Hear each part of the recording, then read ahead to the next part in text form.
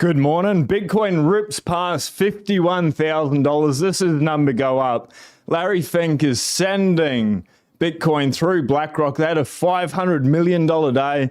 Gary Gensler gets absolutely roasted by CNBC. We'll jump into that video very shortly. And we've got Central Bankers Part 2 over in New Zealand. First, it's important. This is a message from Alessandro. It is important that we fasten our seatbelts. Yesterday, IBIT had $570 million in volume and $493 million in inflow. This is huge. Today, with more than 3 hours of trading left, IBIT is already at $500 million of volume. TikTok, next block, ladies and gentlemen. Last night, in the span of 24 minutes, Bitcoin pumped over $1,000 from 50,165 to over 51,200. Are you ready? Things are about to get crazy. In Canada, $69,420 there. Diving into the block clock, let's bring it up here.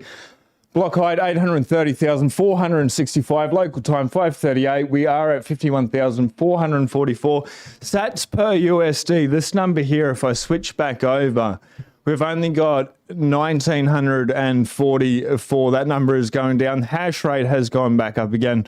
Blocks are at 9 minutes and 16 seconds. That's going to get us to the halving, April 21st, 2024, the year of the Bitcoin Green Dragon. Jeff Booth, it is remarkable that those trying to convince you that Bitcoin is a speculative investment can't seem to grasp that is the only asset without counterparty to all the other speculative investments tethered to manipulate money and markets. Very important message. So if you still got your Bitcoin on the exchange, real quick shout out to today's sponsor, The Bitcoin Way. They are the Bitcoin professional IT security, cybersecurity team. I've used them a lot. They've helped me out. So if you still got your Bitcoin on the exchange, they can help you get it off. If you're just a little bit unsure, maybe you need help setting up a node, collaborative custody, whatever it is, you just need to lock down your security at home. Reach out to the Bitcoin Way. I've made it super easy. There is a link at the top of the description there for you. Super cool team. Tony and the guys, enjoy them. Now, Gary Gensler getting absolutely roasted. This is a long video, 4 minutes and 15 seconds. We'll play about 1:32. It is so good. Really, a lot of pushback. You've seen the comments, right? It's not just that he closed down, that he would say it's used by drug dealers and used by folks who are doing all sorts of illicit and terrible things. There's very few things that trade today that people talk about like that. Now, there are obviously frauds and things that happen, but maybe not like this.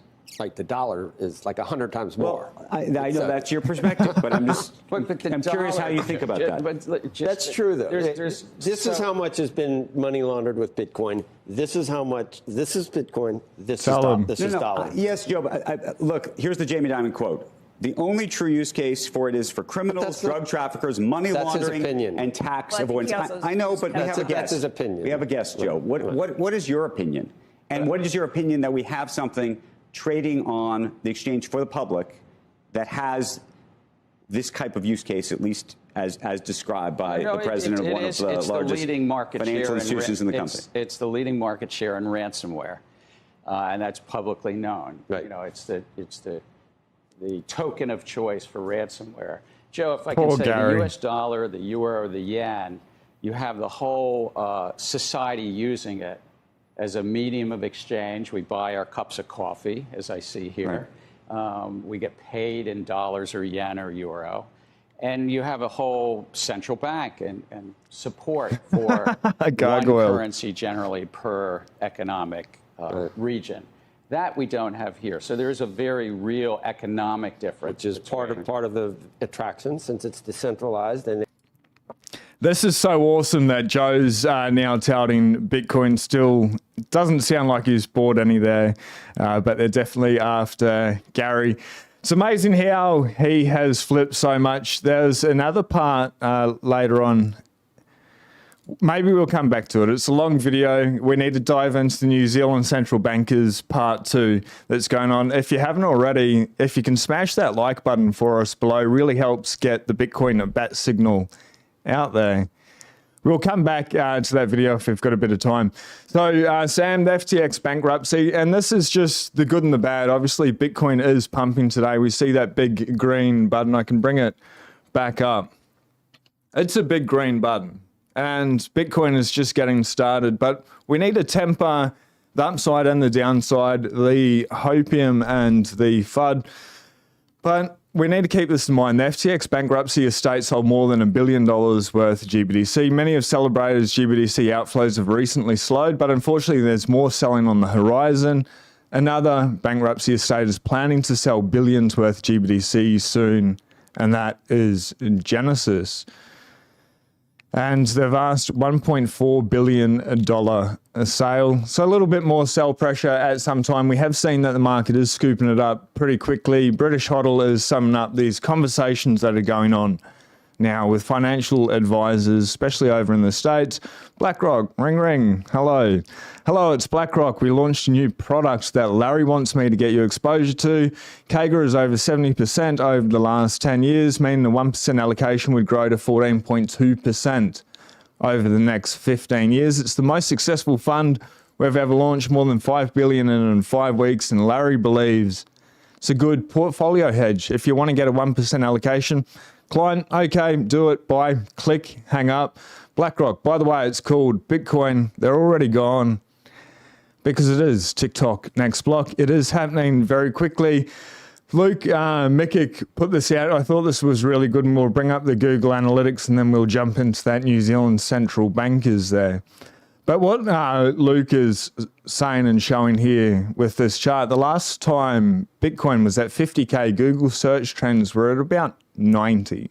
Today, Bitcoin is ripping through 52K and Google search trends are below 20. Retail asleep and this party hasn't even started there. So I thought it'd be fun just to bring up Google Trends. It's super easy. Google search, just type in Bitcoin Google Trends and this will come up. I've changed it to the past 90 days on the time frame. You can play around with it there. But it's gone from about 33 up to, I think this is 42 or 40 out of a possible 100%. So people are starting to look at Bitcoin more and more. If we see the last day was pretty interesting. You can see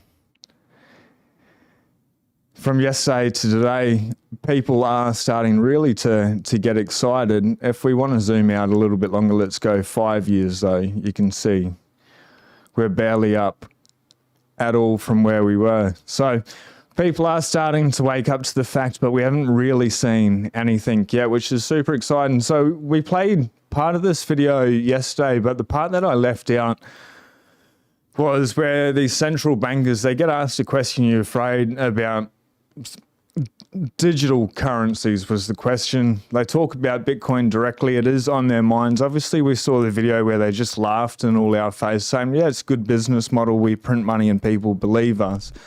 But I don't know which came first, that part or this part, but they are understandably scared of Bitcoin. So we'll play this. It's a minute. And if you've got any comments, questions, drop them there in the live chat and we'll get to those shortly. I've got a question.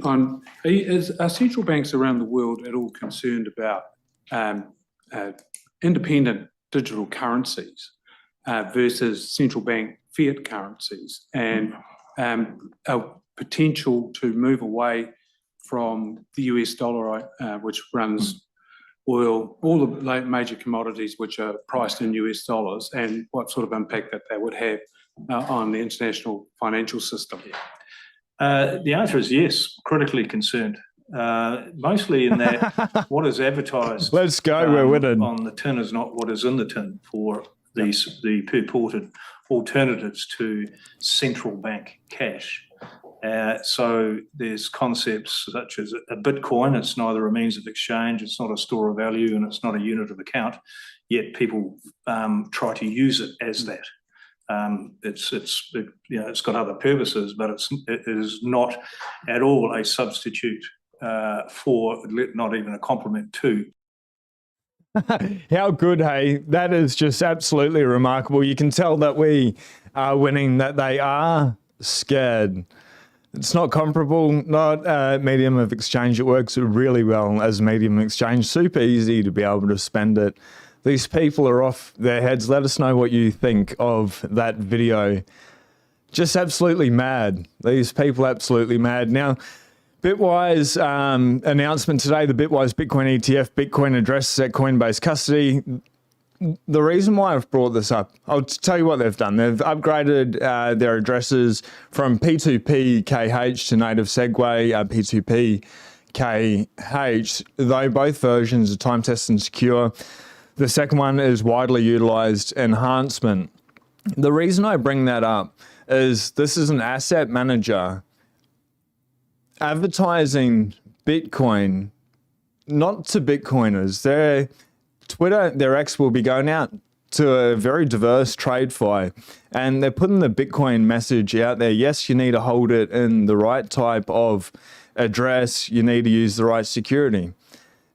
This is absolutely mad. These large asset managers just pushing the Bitcoin message out there, and they are talking about investors will continue to be able to verify BitB's holdings transparently on chain as well.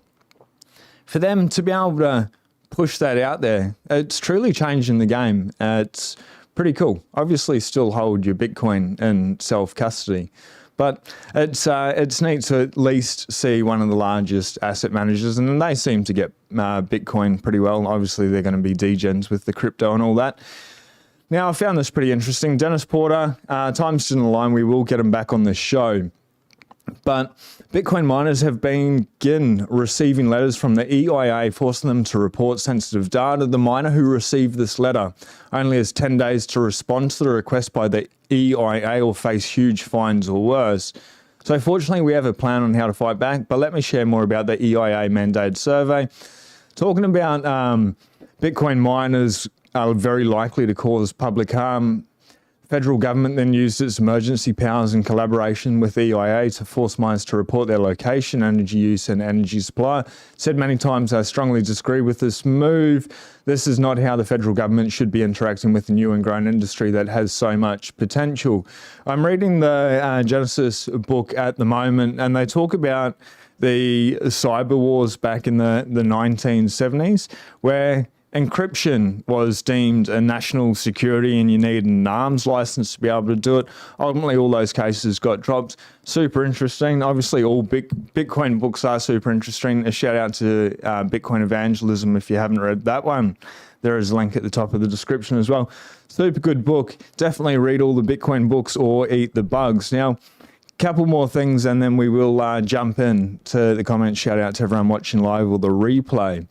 This is pretty much every Bitcoiner at the moment.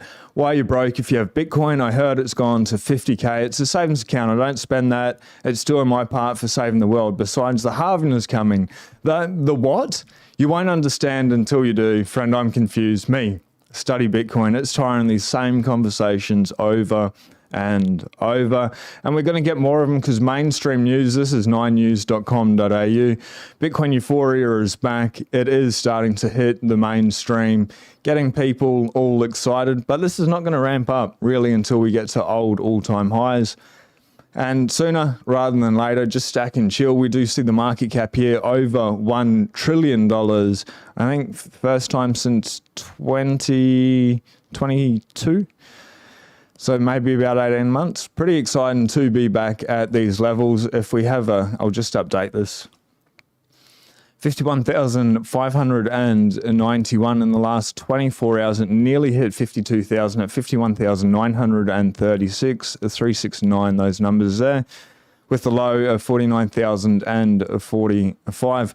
That's pretty exciting, hey? It's been a journey. It's been a long grind. It's going to get very volatile. It's something to look forward to. There's that opportunity to be able to stack, to be able to chill. Obviously, none of the video is financial advice, but we can see where Bitcoin's headed as more and more, as the price goes higher and higher, the price will go higher and higher. But between now and the halving, it's probably going to be very volatile. More sideways would be my opinion.